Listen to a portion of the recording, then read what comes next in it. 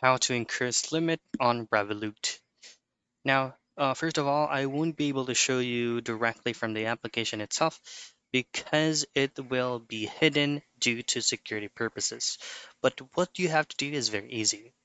Again, make sure that your Revolut application is updated to the latest version so you will not encounter any errors, glitches, or crashes while using the app. Open it up and then log in using your credentials.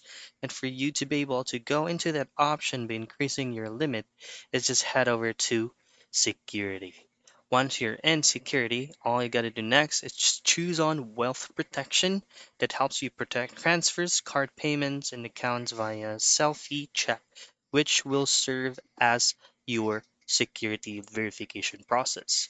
Once you've already there, all you have to do is choose on a specific limit in which your account is only capable of. And that's it. That's how you increase your Revolut limit.